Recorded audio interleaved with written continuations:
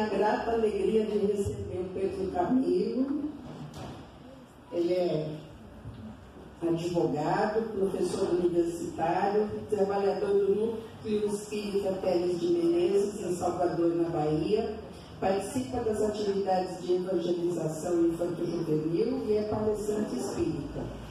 Como escritor espírita, publicou as obras Ivone Pereira, Uma Heroína Silenciosa e Devassando a Mediunidade, estudo da obra de Ivone Pereira. Organizou o livro Pelos Caminhos da Mediunidade Serena, que contém entrevistas da médium Ivone Pereira. Psicodigitou o livro Mente Aberta, que são reflexões do espírito Bento José, e hoje ele traz também o lançamento de um livro que ele vai anunciar para vocês. Então, com o nosso carinho de sempre, vamos receber nosso amigo Pedro Camilo.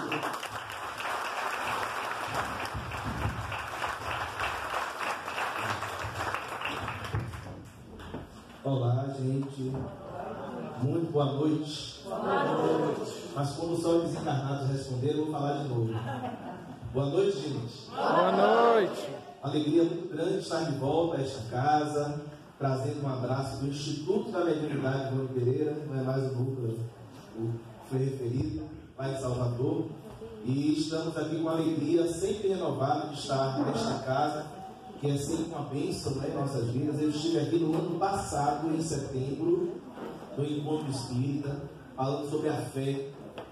E como a fé não costuma falhar, estamos aqui de novo. E desta feita, para falar de um tema que não tem nada a ver com a gente, penso eu, que é um tema que nos motivou a publicar este livro chamado Obsessores, Gente como a Gente.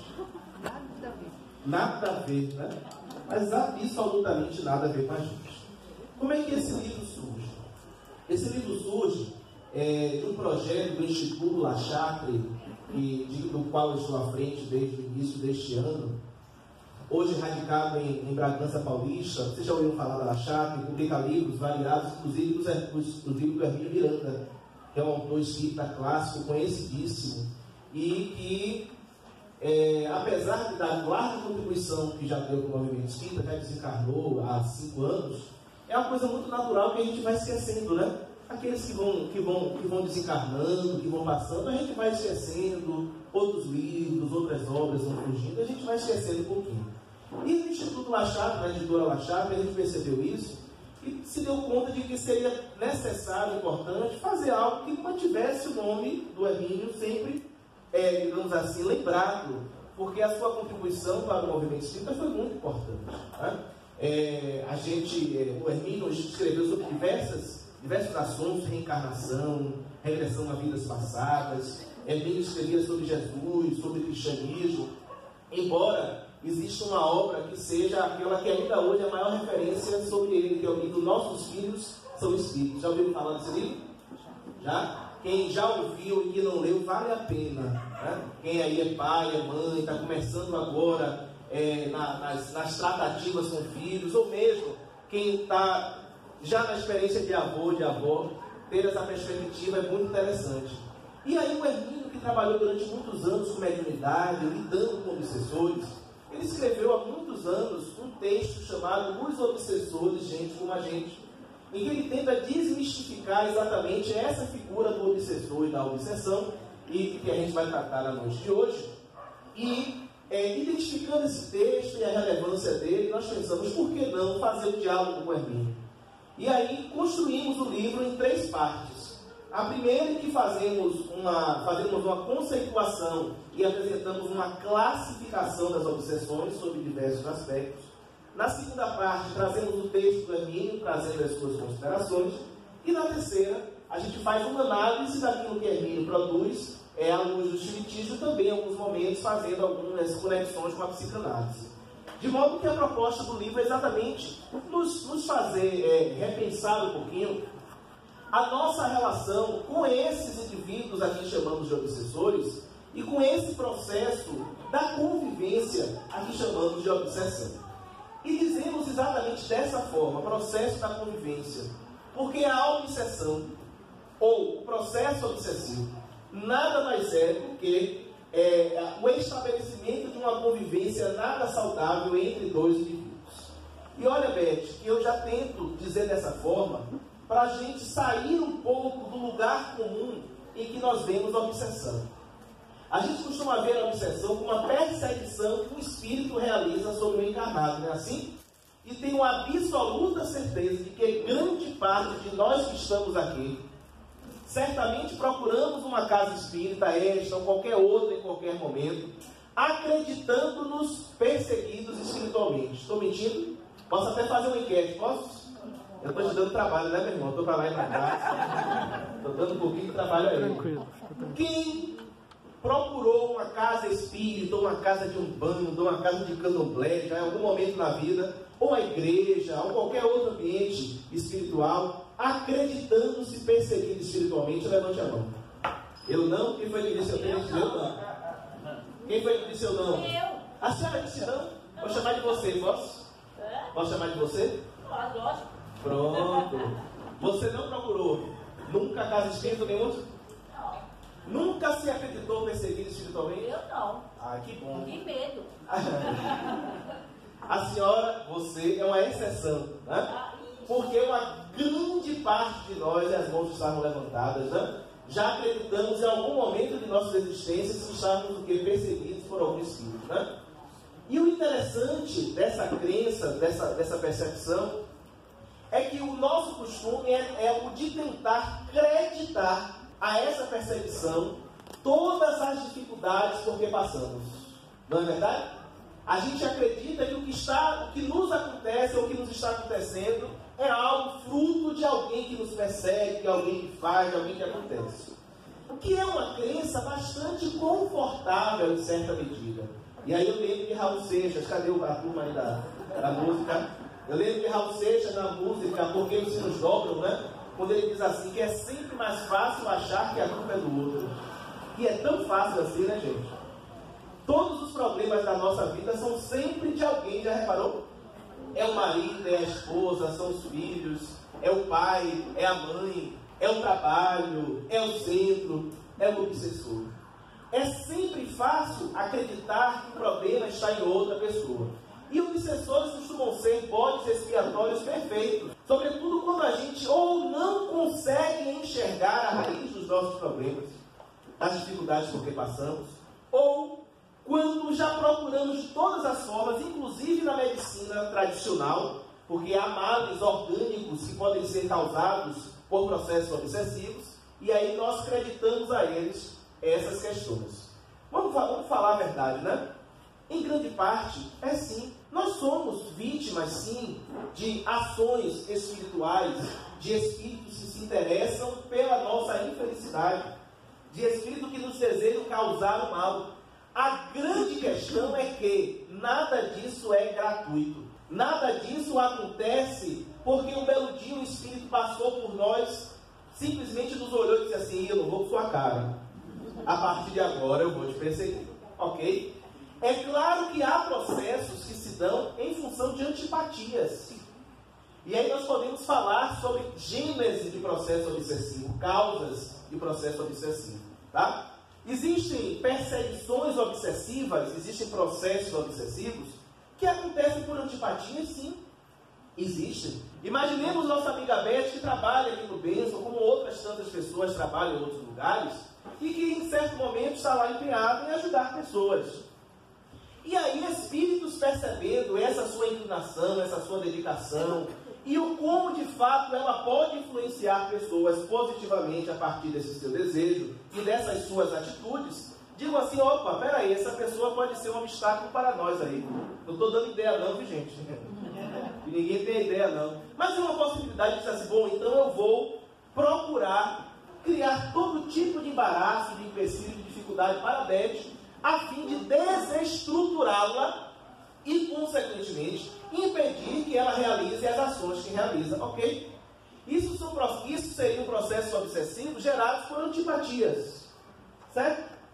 Como também há processos obsessivos em que existe associação entre os indivíduos. Eu provoco um mal mas não necessariamente porque eu quero causar mal, e sim porque nos identificamos quanto aos nossos propósitos. E aí eu me recordo de um livro chamado Sexo e Destino, aliás, um dos mais bonitos livros do Chico Xavier. Na verdade, a produção é única dele, do Valdo Vieira, ditado pelo André Luiz. É um livro fantástico. Lá no livro Sexo e Destino há um caso assim, que a gente pode chamar de simbiose, em que um dos personagens, que era o Cláudio Nogueira, ele que tinha hábitos de vida um pouco complicados, sob diversos aspectos, ele atraía para o seu entorno espíritos que se identificavam com esses hábitos e que o estimulavam à prática dessas questões, ou as inclinações morais infelizes que ele possuía. Então eles se identificavam, tinham propósitos comuns, tinham interesses comuns, e naturalmente se coadjuvavam no processo obsessivo. Há obsessões em que não se deseja causar mal verdadeiro, o que se quer é ajudar, mas se acaba atrapalhando. Vocês já ouviram dizer que até para ajudar a gente tem que saber como? Né? Agora tem um ditado que diz assim, de boa vontade o inferno está cheio, né? Porque veja, não é suficiente boa vontade. Olha, por exemplo, se a gente encontrar alguém acidentado numa via pública, o que é que se recomenda?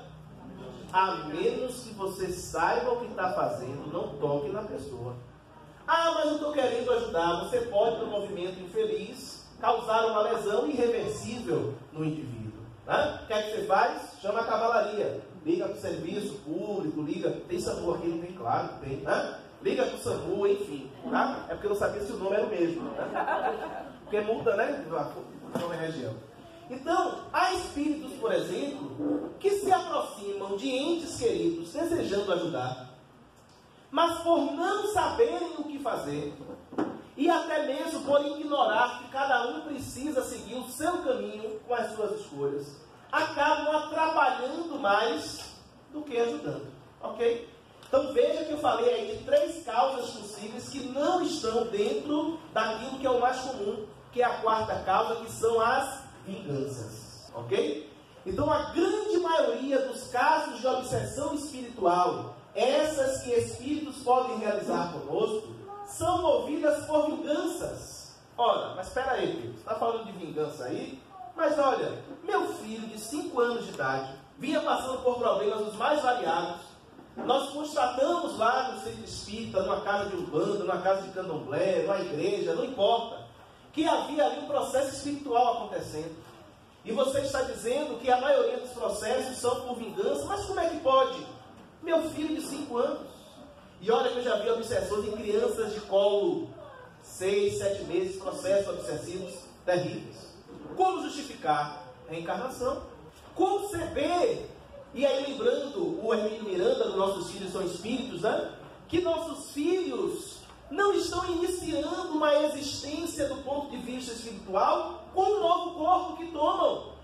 Não. As crianças, nossos filhos, nós vimos de muitas experiências, de muitos lances, de outras tantas existências físicas. E naturalmente nessas outras existências nós criamos vínculos os mais variados. Vínculos de amor e também vínculos de ódio. E é natural que esses vínculos permaneçam ao longo do tempo, sobretudo quando ou nós ainda não os ressignificamos, e por isso ainda trazemos a consciência culpada. Eu vou falar já rapidinho para vocês sobre culpa e o papel da culpa no processo obsessivo. Ou, sobretudo, quando aqueles com quem nós nos desentendemos, aqueles que foram vítimas nossas no passado, também não ressignificaram aquelas experiências e conservam consigo as mágoas do passado, os ressentimentos. E a palavra é especial, ressentimento. Por que se chama ressentimento? Porque o indivíduo está sentindo o tempo todo. Ele está ressentindo aquilo. E olha, gente, Sebastião Neri, que é um jornalista brasileiro, ele diz uma coisa interessante. Ele diz assim, que o passado é o que ficou do que passou. Não é interessante esse raciocínio? O passado é o que ficou do que passou. E aí, olha, se a gente vai pensar do ponto de vista da psique, e por que não falar numa perspectiva psicanalista, aquilo que é passado, mas que eu conservo na memória e no sentir, atualizando constantemente aquela experiência, não se torna passado, se torna o quê? Presente. Ok? Tudo aquilo que passou, mas que ficou, e que eu atualizo permanentemente, por conta de algum tipo de vinculação, algum tipo de ressonância que existe em mim, isso não é passado, isso é presente. Vamos lá? Pense aí em uma ofensa que alguém lhe fez. Pensou? Sentiu o quê? Não é passado.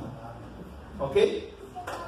Se você lembrou daquela ofensa que ainda te faz mal, daquela pessoa que te fez alguma coisa que ainda está na sua memória, e que você diz assim, poxa, mas não é passado, é presente. Está presente em você, na emoção que você registrou agora, e em todo esse mal-estar que isso ainda te causa. Não é à toa que se fala que o perdão é, antes de tudo, um ato de libertação de si mesmo. Tem uma frase anônima que é perfeita, que diz assim, olha, guardar rancor é como tomar veneno e esperar que o outro morra. É exatamente isso, guardar rancor. Então imagine, como é seu nome? Silvia. Posso te utilizar como exemplo, Silvia, aqui? Imagine que eu faço uma grande ofensa a Silvia, ok? E aí Silvia, toda vez que eu me falar de mim, de meu nome, aí fica chateada, contrariada. Passa o tempo. Passam-se 5 anos. Eu vou para a China, ficar rico na China. Vendendo acarajé, porque, gente, meu sonho de consumo é ir para a China vender acarajé. Quem tiver capital para investir, eu entro no trabalho, a gente monta o negócio. Porque, olha, chinês come de tudo, né? O chinês come de tudo. E não vai gostar do acarajé? Aquele bolinho de feijão branco, frito no azeite de dendê, com a turma que não comeu ainda, ó, salivando, ó. Vatapá, camarão. Pois é, mas meu irmão, porque é bom, ou negócio bom, né? Ou trem bom. E aí veja, na China, mais de 1.300.000.000 de pessoas. Qualquer reuniãozinha de chinês tem 1.000 pessoas. Imagina uma fila de 1.000 pessoas para comer a cara dele. Não é? Então assim, eu estou lá na China, 5 anos depois, rico que não tenho mais onde botar dinheiro. Né?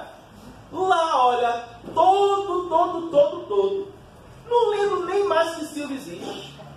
Mas aí, 5 anos depois, Beth diz assim, olha gente, vocês souberam que Pedro Camilo agora está na China. Está chique lá ganhando dinheiro. Aí quando Silvia ouve o meu nome, dá aquele negócio por dentro, aquele comichão, aquele mal-estar. Ainda mais com a acarajé. Ainda mais com a acarajé, não é? Gostei de você, Silvia, mas nunca vou lhe ofender. Eu não quero ter você como inimiga. Então veja, onde é que está o problema? Está nela. O mal que eu fiz é problema meu, mas o mal que ela se faz é problema dela. E que pode se tornar um problema maior quando a incapacidade de elaborar a experiência chega ao ponto de eu me prender tanto ao outro que resolvo persegui-lo, que resolvo ir atrás dele para a desforra. E aí surge um problema sério. Porque, além de me ter deixado ferir, eu passo a deixar que o outro que me feriu mande em minha vida, e mais do que isso, eu invisto em acabar com a vida dessa pessoa.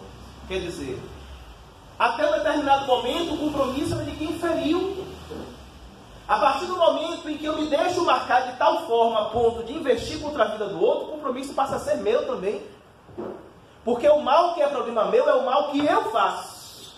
Seja a mim, seja às outras pessoas. E olha, obsessores, como vai nos dizer Hermínio Miranda, nada mais são, sobretudo nessa feição dos espíritos que se empenham em processo de vingança, nada mais são do que espíritos feridos, pessoas que foram magoadas, que de alguma forma foram atingidas no passado, e que presentificam essa mágoa de tal forma que não conseguem se desvincular daquilo que aconteceu, e investem contra nós.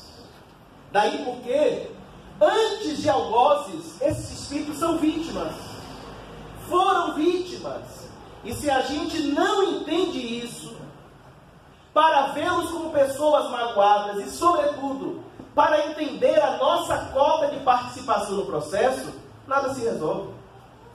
Quando a gente não entende que nós temos participação, quando não entendemos que temos participação, e quando não entendemos que é preciso que realizemos movimentos a fim de desfazermos esses laços que nos vinculam, nada feito. Os processos se arrastam ao longo do tempo. É por isso que existem processos obsessivos que são sazonais. Às vezes a pessoa melhora um pouquinho e aí está tudo bem. Mas logo em seguida ela volta a hábitos anteriores que demonstram que ela pouco mudou. E isso abre espaço para quê? Para que os espíritos se vinculem de novo. Jesus, gente, falou disso de muitas formas. Jesus falou, por exemplo, sobre o leproso. Os 10 leprosos que ele curou. Lembram dessa passagem? E na época de Jesus, lepra era muita coisa, né? Hoje a gente consegue definir melhor o mal de Hansen, e já de tal forma que a medicina desenvolveu meios de manter sob controle.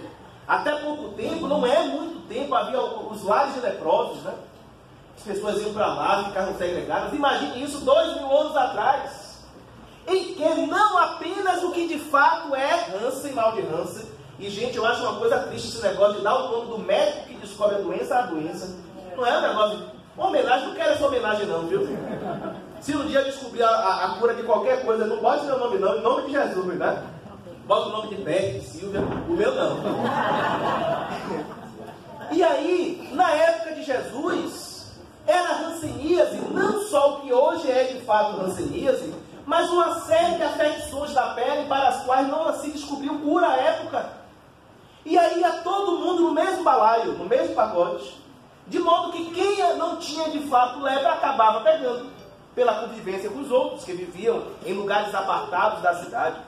Jesus topa com 10 leprosos e cura os 10. Correção, cura a lepra dos 10. E logo depois somente um retorna para agradecer. Em ato de reconhecimento. Em ato de reconhecimento. E Jesus diz aos seus discípulos, este de fato se curou. Porque os demais, assim que ficaram bons, foram fazer o quê? Isso aí, né? Para a esbórnia. Feriado, feriadão. Tem até a terça-feira para poder aproveitar. Opa, é para lá que eu vou, entende? Que é o que muitas vezes acontece conosco. Nos momentos críticos da existência, a gente lembra que existe Deus. E aí corre para a igreja, corre para o centro, corre para onde for. Pelo amor de Deus, me ajude, um passe. Um passezinho, pelo amor de Deus, um passezinho pelo meu, por caridade, né? Lembrando da música da esmola. Porque amor é uma esmola espiritual que a gente vai buscar. E aí nem bem a gente se apruma um pouquinho. Os sintomas desaparecem. A gente faz com as questões espirituais o mesmo que faz com as questões do corpo. Você vai no médico com problema de saúde, o médico diz assim, 10 dias tomando esse remédio, 3 vezes ao dia. Aí você toma o primeiro, você toma o segundo, você toma o terceiro. No quarto já está bom, não vou tomar mais remédio não. Na verdade, os sintomas desaparecem. Aquilo que está aparente deixa de ser percebido. Mas a gente não sabe até que ponto, de fato, o mal que está ali instalado foi revelado. E não é à toa que se recomendam os 10 dias. Uma janela para que se possa combater de fato a infecção, seja lá o que for. Do ponto de vista espiritual, a gente faz exatamente a mesma coisa. Aparecem os sintomas, o que é que a gente faz? Corre para o centro. Vamos tomar passe, em nome de Jesus. Quais são os dias de passe aqui, para saber? Domingo e quinta. Domingo e quinta. E a gente procura nos outros dias da semana outros centros que não passam. Porque é para garantir, nunca se sabe, né? Para garantir. Esse negócio de garantir, eu lembrei de uma moça no centro espírita, que ela sempre que terminava a prece, ela dizia, assim seja, amém. Assim seja, amém. E eu disse assim, mas minha cara, você sabia que a palavra amém significa assim seja? Ela disse, sei. E por que você repete? É para garantir. É para garantir, vai que, né? Pois bem, nem bem os sintomas desaparecem, o que é que a gente faz? A gente retoma exatamente aquela pessoa que a gente é. sem tirar nem pôr. Mas não é essa pessoa que a gente mostra. Porque existe quem a gente mostra, né? Mas no fundo, existe quem a gente é. E se a gente tomar consciência desse a gente é, já é um grande passo. Porque a gente se perde aí, né? Existe quem de fato o indivíduo é. Existe quem ele pensa que é. Existe quem ele mostra que é. E quem o outro vê. Eita! Deu macarrão aí, não foi? Quem eu sou. Quem eu penso que sou. Quem eu mostro que sou. E quem os outros pensam que sou. O ideal é quando a gente consegue transformar todos em um. Eu sou quem penso que sou, quem mostro que sou, quem os outros me veem. Mas normalmente a gente vai aí, olha, nessa ginástica de tentar construir imagens, padrões, que só nos trazem mal, sofrimento psíquico, gasto de energia. Essas distorções que nos expõem. Essas distorções que nos deixam vulneráveis. Sobretudo porque lá no fundo, por mais que a gente mostre ser um personagem, por mais que a gente ensine, o que a gente está lá. É simular aqui, nesse mundo aqui, nessa dimensão, é fácil de simular. Mas, do ponto de vista espiritual, não. O que somos, quem verdadeiramente somos, isso está gravado em nós, num aspecto do nosso ser psíquico chamado atmosfera psíquica ou psicosfera, e que algumas pessoas são capazes de sentir. Olha lá, a gente, de modo geral, quantas vezes a gente encosta junto da pessoa e se sente bem? Poxa, é só você chegar aqui que eu já me sinto bem, olha que coisa bacana, me dá um abraço aqui, e se dá um abraço então, hein? Agora tem outras pessoas que só Jesus na causa e olhe lá. Não é? Aquelas pessoas que parecem que trazem um rastilho de pólvora. Que por onde passam trazem discórdia ou mal-estar. Não é verdade, gente? Vocês conhecem gente assim? E às vezes a gente tem um padrão, mas um dia não está muito bem. E as pessoas que estão próximas sentem, registram, identificam. Tem gente que parece que é vampiro, já reparou? Se aproxima e você parece que sai sugado, extenuado. Tudo isso tem a ver com uma forma de percepção desse ambiente chamado ambiente psíquico, ou atmosfera psíquica, ou psicosfera, que nos define e que a gente não tem como simular. Vibração não se improvisa. O que a gente vibra se marca em nós, se decalca em nós, se desenha em nós. Então, não adianta fingir que é sem ser, porque o que de fato se é, se revela, sobretudo para a leitura, para o olhar dos espíritos. E olha, gente, o mal que fizemos e do qual não nos perdoamos, percebe o que eu disse?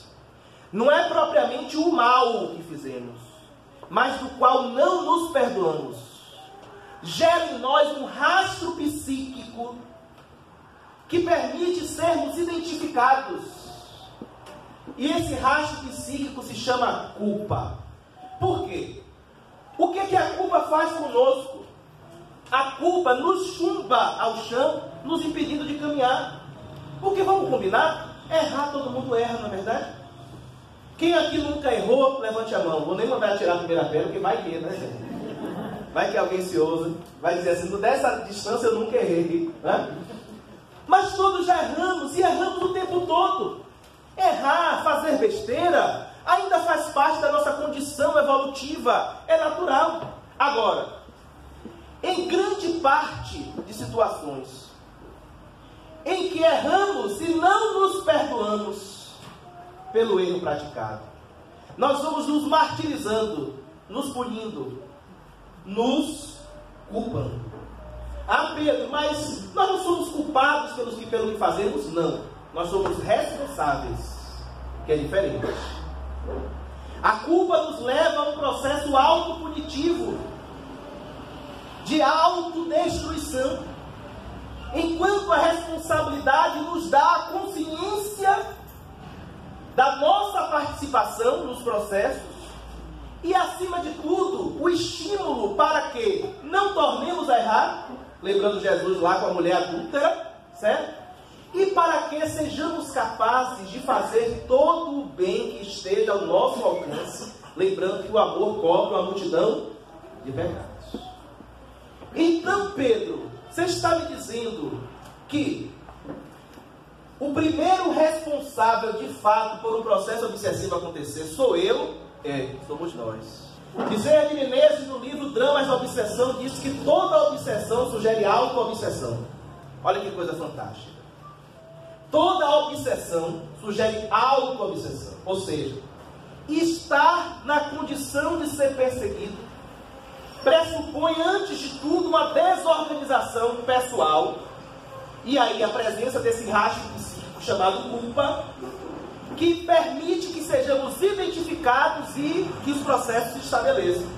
Por isso que quando a gente diz assim, olha, eu estou tão bem que nada me atinge, isso é uma verdade. E é uma escolha, sabia? Vocês sabiam que a gente escolhe o que sentir, gente? Vocês sabiam? Sabia não? Tem gente que diz assim, não, eu falei sem pensar, tem a música, né? Eu falei sem pensar, eu fiz sem pensar, não existe isso. Você pode agir por impulso em função de um padrão de comportamento criado, mantido e tornado hábito, que te leva ao automatismo. Mas sem pensar não existe. Então veja, a culpa, portanto, cria um rastro. E, como eu dizia, a gente escolhe o que sentir. Escolhe. Quer um exemplo? Vamos lá. Não tem aquele dia que a gente acorda tão bem, mas tão bem que diz assim, olha, hoje nada vai me tirar do meu bem-estar. Não tem?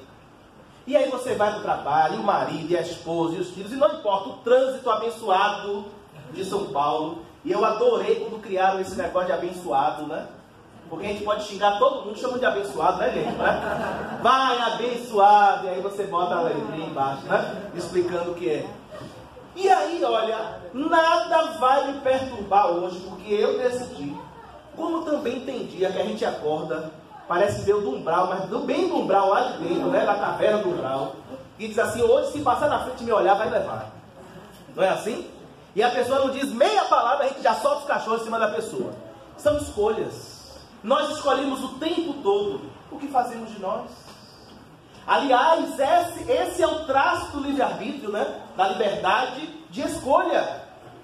E nós somos frutos de nossas escolhas, em todas as dimensões. Tudo começa, portanto, em mim. Não só no mal que eu fiz, mas nos rastros que eu deixo em mim. No quanto eu me vulnero para ser vítima de. Raciocina exatamente com as questões físicas. Quanto menos eu cuido da saúde, mais eu estou propenso a adoecer. Quanto menos eu cuido da saúde psíquica, da saúde espiritual, mais propenso ao adoecimento pela obsessão. Toda obsessão, portanto, sugere auto-obsessão. E aí eu preciso me perguntar qual a minha cota de participação nos processos. O quanto eu me vulnero, o quanto eu me deixo levar, o quanto eu crio espaços para que os processos se instalem. Porque, olha, nós não temos como mudar o passado, ok? Se eu feri, se eu maltratei, se eu matei, se eu fiz e aconteci, eu não tenho mais o que fazer. E todas essas coisas são possíveis? São. Eu tive uma experiência de regressão de memória em Paris que foi impressionante. Eu estava lá em 2012, passeando pelas ruas de Paris, procurando o Jardim de Luxemburgo. Na verdade foi 2010. E aí, eu fui parar num outro canto da cidade que não tinha nada a ver, com o mapa na mão, me guiando pelo mapa e não consegui. E aí estava todo feliz, todo contente, de repente eu fui passando por um lugar, estava com minha namorada na época, hoje esposa, e aí, aquela alegria toda que me tomava, de repente, murchou, e ela percebeu, perguntou o que era, eu não consegui dizer. 3 dias depois eu disse a ela o que era. Eu passando por aquele lugar, eu parei e eu tive a experiência de regressão. Eu vivi em meio a convulsões na cidade, numa época que eu não sei precisar. E eu me vi matando um homem jogando o corpo assim, numa parte da lei. Que horror, não é? Também acho que é um horror. 3 dias para depois eu falar um pouco sobre isso. E o que é que eu faço com isso hoje? Eu uso isso hoje como combustível para entender que a vida tem valor, para defender a vida, percebe? Não para ficar, ai meu Deus, no passado, ai meu Deus, percebe, gente? Porque sabe Deus onde é que está essa pessoa, não sei. Que experiências está vivendo. E se eu ficar pensando naquilo, né? E remoendo, e me sentindo culpado, sabe Deus o que é que eu posso despertar? E que vinculações podem se estabelecer. Percebe? Então é sempre importante que cada um observe a si próprio. E identifique nessas obsessões espirituais o quanto de responsabilidade possui. Porque o que passou, passou. E o que é que eu faço comigo agora? Quais são os espaços, as brechas que eu deixo para que isso aconteça? E olha, isso não é só obsessão espiritual não, viu? Porque também existe obsessões de encarnado para encarnado. Olha aí quanta obsessão existe, hein? Quantas famílias são marcadas pela obsessão entre encarnados? Pais e filhos que se odeiam como inimigos, que de fato são. Estão atualizando agora os conflitos do passado. E às vezes contidos pelo laço de família. Porque em muitos casos nem isso contém. Quantos irmãos que se odeiam de verdade? Não falando da briga de irmão, que é normal não, né, gente? Quem tem irmão aí, levanta a mão. Dizem que casamento é uma aprovação. Para mim, a aprovação é ter irmão. Não é? Irmão é quem mais conhece a gente, que sabe meter o dedo na ferida direitinho e rodar, não é? Mas posso lhes contar um segredo? Quando o tempo passa, é com quem a gente verdadeiramente conta na vida, não é verdade? A gente briga, a gente faz e acontece, mas quando aperta, é com eles que a gente conta. Então, quantos irmãos, quantos problemas seríssimos entre casais, e olha, vou falar de obsessão agora entre casais, não vou falar de passado reencarnatório, vou falar de agora, das condutas de agora, porque a gente, olha o que eu dizia, né? A nossa cota de responsabilidade, porque só há as obsessões quando um quer e o outro permite. Quer ver um típico caso de obsessão entre encarnados, que a gente não se dá conta de que é?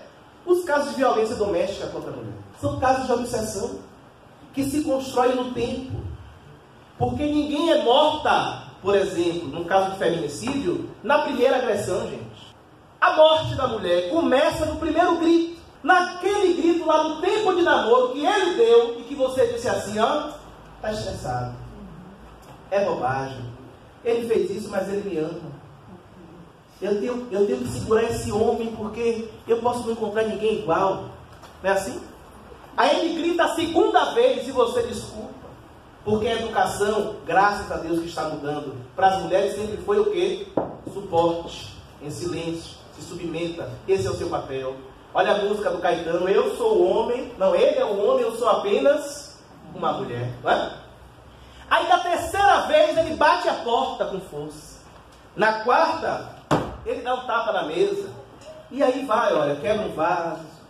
E diz, vou lhe bater. E você diz, não, bobagem, é estresse. Aí ele bate a primeira vez. E você fica de óculos escuros a semana toda. Bate a segunda. E num calor terrível que estava fazendo esses dias em São Paulo, você anda de manga longa para esconder as escoriações. E aí quando menos se espera, ele de fato tenta matar. E um dia ele consegue. Por que chegou a esse ponto? Percebe? Por que chegou a esse ponto? Só há relação de dominação quando há quem se permita dominar. Ok? É o que eu digo à minha filha quando os coleguinhas vão bater. Não deixe. Porque se você deixar, quanto mais você deixar, mais eles vão bater. Ok? Diga, não bata. Se defenda, não deixe, empurre, repila a agressão. Ok? Quando a gente não marca passo, o que é que acontece? Os processos se estabelecem. Quer ver outra coisa? Ciúme. Oh, meu Deus. Processos de ciúme. Vinícius de Moraes vai dizer que ciúme é o perfume do amor. Caetano diz que é o fedor. Perdão, Caetano diz que é o estrume. Né? O ciúme é o estrume do amor, não o perfume. E de fato, quantos casamentos, quantas relações são doentes por conta do ciúme? E normalmente o que é vítima do ciúme diz assim, ah não, ele faz isso porque me ama. Ela faz isso porque me ama. Não, isso não é amor, isso é doença, isso é insegurança. O ciumento normalmente é um inseguro.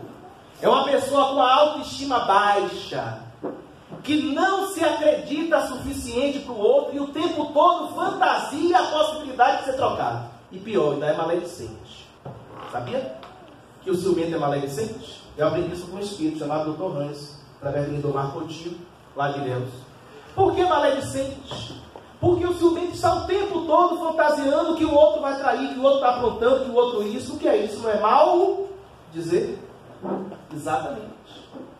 E aí o ciumento, gente, cria uma relação doente, sufocadora, em que o outro não tem liberdade, nem ele, que fica preso ao delírio persecutório. Acreditar que a todo momento o outro está olhando para o lado, está fazendo, está isso, está aquilo. E é tão bom viver com liberdade, gente. Tão bom viver com liberdade. Sobretudo numa relação a dois. Reconhecer o espaço de liberdade do outro é libertador. Gente, essa chance de que estar junto é um só, é balela. Isso é obsessão. Sabe por quê?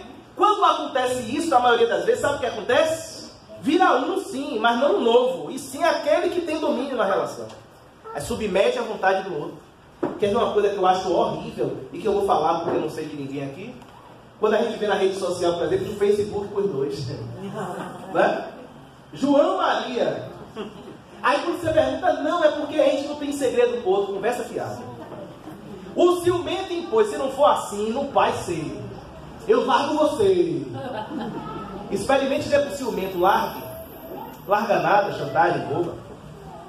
Porque, gente, é uma neurose. Tem pessoas que ficam, eu conheço gente que fica assim de meia hora. Tá onde? Tá onde? Tá fazendo o quê? Se pudesse, botava um chip para poder seguir. E quando dá para querer vasculhar o celular do outro, hein? O notebook. E o outro diz assim, não vou dar não. Tá me escondendo o quê? E nada de esconder. É individualidade, é privacidade. Outro dia eu recebi no WhatsApp, esse negócio de zap é de Deus, às vezes não é, né? Uma chargezinha assim, ela para ele, me dá uma prova de amor. Ele disse assim, fala, querido. Ai, mergulha do lado, mata o jacaré, arranca o couro, faz a bolsa para mim. E ele diz, não, querido, é perigoso, eu posso ver. Pede outra coisa, tá bom, deixa eu olhar seu WhatsApp. Ele mergulhou do lado, matou o jacaré. É mais seguro. É mais seguro. Mas olha, parece bobagem, mas as relações chegam a processos delicados. Quer exemplos de obsessores encarnados? Pais em relação a filhos. Pais, mães, nossos filhos não são nossos filhos.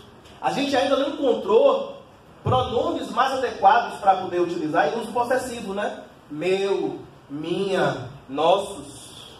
Mas não são nossos. Não são propriedades nossas. E nós precisamos criar os nossos filhos para a autonomia, para serem eles. E não para serem um projeto aperfeiçoado daquilo que não fomos, que é o que a maioria dos pais faz. Nós projetamos nos filhos o caminho para vencer as nossas frustrações. Vou dar a meus filhos tudo que eu não tive. Corrija. De tudo que você estiver, que estiver ao seu alcance, que ele precise. Eu quero tanto que meu filho faça aquele curso que eu não fiz. Estimule ele a fazer o que ele quiser. E quando chega nessa fase é terrível. Eu conheço adolescentes que sofrem muito, gente. Processo depressivo, então. Por quê? Se o filho cair na besteira de chegar em casa e dizer, meu pai, eu vou fazer serviço social no vestibular, vou fazer letras, vou fazer teatro, hein? É briga. É briga. E eu estava esse final de semana com um pessoal que me dizia que o pai, né, o patriarca, sempre dizia assim, quando não sabia o que alguém ia fazer, vai estudar dança. Vai estudar dança, ele teve uma meta. E um belo dia ele perguntou à neta, vai fazer o que no vestibular? Vou fazer vestibular para dança. Imagine o drama, né? Porque todo mundo quer ter um doutor, né, gente? Doutor advogado, doutor médico, doutor engenheiro. Mas você vai passar fome, você isso, você aquilo. Mas os filhos precisam fazer as suas escolhas. E nós precisamos fortalecê-los para que as escolhas sejam conscientes, sejam maduras e que tenham o nosso apoio. E quanto sofrimento a gente imprime aos filhos por querer que eles façam o que a gente acha que é o melhor para eles. Até nas relações afetivas dos filhos queremos colocar a colher.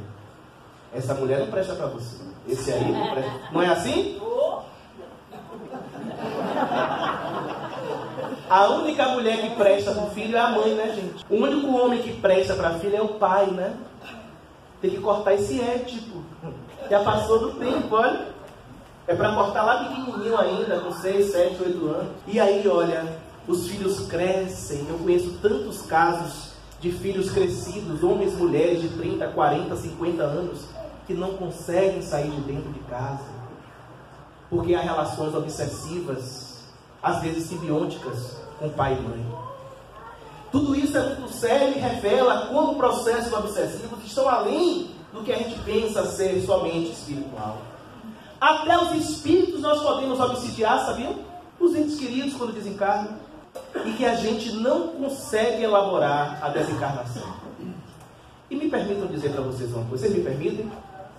Não fiquem inimigos meus não, tá? Tudo isso, os entes queridos que a gente fica naquela coisa.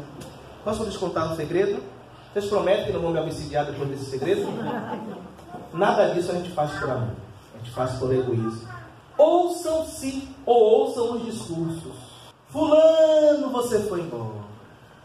Beltrana, você me deixou. Marido, mulher, pai, mãe, filho, não importa. O que é que vai ser de mim sem você? Não estou preocupado com outro. Estou preocupado comigo.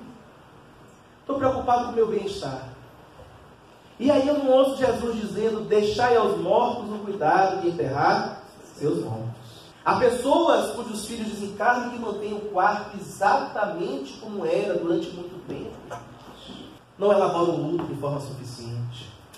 São processos obsessivos, sim, e a gente tem que enxergar dessa forma. Lembra que eu disse que às vezes a gente faz o mal sem nem querer? A gente faz o mal. E eu me lembro de um conto, de um livro de Ivone Pereira, chamado O Sonho de Rafaela. Uma lavadeira italiana que havia perdido a filha em tenra idade, que um belo dia sonha, estava depressiva, chorava, desesperada, inconformada.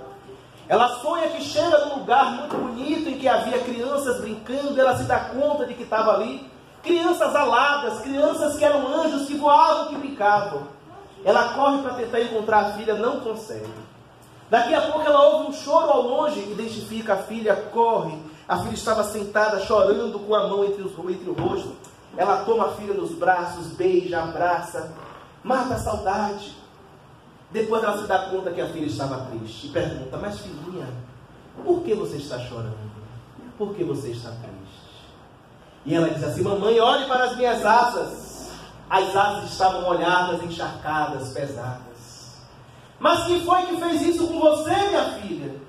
Veja, mamãe, como está, eu não consigo brincar, não consigo voar, não faço nada. Mas quem fez isso com você foi a senhora. Todas as vezes que a senhora chora em desespero, as minhas asas se molham, se encharcam. E eu não fico feliz, eu não posso voar. Me deixe voar, mamãe. Me deixe voar. É claro que as lágrimas de saudade verdadeira, daquela falta que se sente, essas são ótimas, os espíritos adoram ser lembrados.